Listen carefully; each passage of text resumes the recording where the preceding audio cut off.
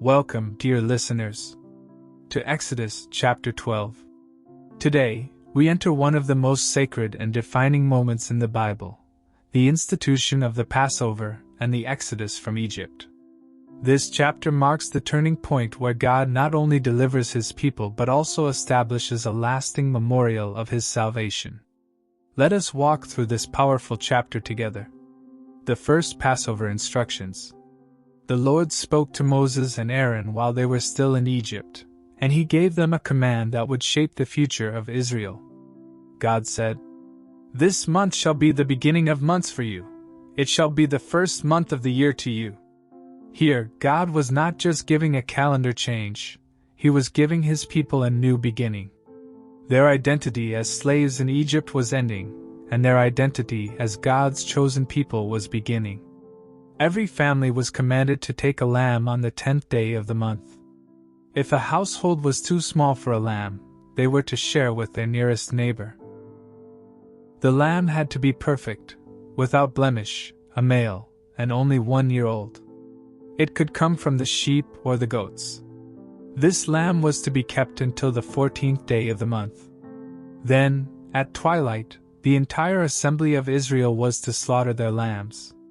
Each family was to take some of the blood and apply it to the doorposts and the lintel of their house.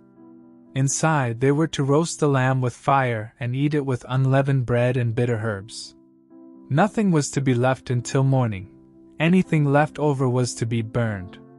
And they were to eat in a unique way, with their belts fastened, sandals on their feet, and staffs in their hands, ready to leave Egypt in haste. God declared, "It is the Lord's Passover." The purpose of the Passover. God explained the meaning behind this ritual. "On that night I will pass through the land of Egypt. I will strike down every firstborn, both man and animal. I will bring judgment on all the gods of Egypt. But when I see the blood, I will pass over you. No plague will touch you when I strike Egypt." The blood on the doorposts was a sign of protection. Death would not enter where the blood was applied. God then commanded Israel to remember this event forever. The Passover was not just for that night, it was to be celebrated throughout all generations as an everlasting ordinance. Connected to this was the Feast of Unleavened Bread, a 7-day observance. For 7 days they were to eat bread without yeast, symbolizing both purity and the haste with which they left Egypt. On the 1st and 7th days they were to hold sacred gatherings, doing no work except preparing food. Moses calls the elders. Moses gathered the elders of Israel and passed on God's commands. He told them, "Choose and kill the Passover lambs. Take a bunch of hyssop, dip it into the blood, and apply it to the lintel and the 2 doorposts. None of you shall leave your houses until morning, for the Lord will pass through Egypt to strike down the firstborn. But when He sees the blood, He will pass over your homes and not allow the destroyer to enter." Moses emphasized that this was not just a one-time act. It was to be observed forever. In future generations, when children asked, "What does this ceremony mean to you?" the parents were to answer, "It is the Passover sacrifice of the Lord, who passed over the houses of the Israelites in Egypt, and spared us when He struck down the Egyptians." The people responded with reverence. They bowed their heads and worshipped. Then they obeyed every instruction given to them. The 10th plague, death of the firstborn. At midnight the Lord carried out His word. Across Egypt, from Pharaoh's palace to the dungeon, and even among the livestock, every firstborn was struck down. The cry that rose in Egypt that night was unlike anything ever heard before. Every household was touched by grief. Pharaoh, shaken by this devastating blow, called Moses and Aaron during the night. His words were desperate. "Rise, go out from among my people, you and the Israelites. Go, serve the Lord as you have said. Take your flocks and herds, and be gone. And bless me also."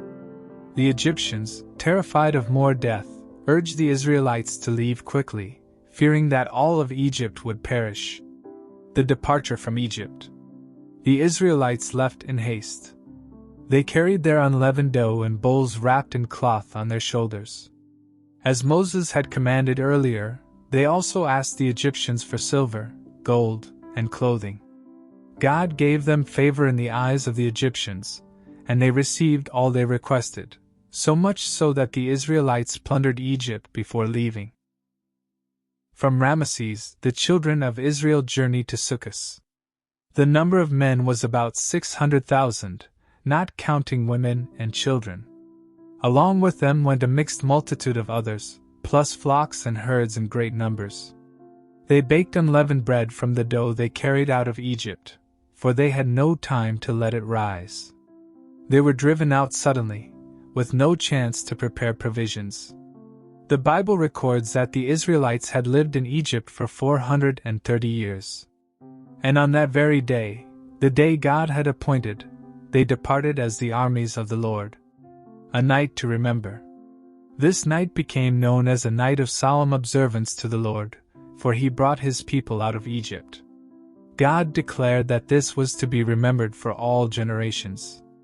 God also gave further instructions about the Passover meal. No foreigner was to eat of it unless he was circumcised. It was to be eaten in one house. None of the meat was to be taken outside. No bone of the lamb was to be broken. One law applied to both the native-born Israelite and the foreigner who desired to join them in worship. The chapter closes with these powerful words. Thus all the children of Israel did, as the Lord commanded Moses and Aaron, so they did.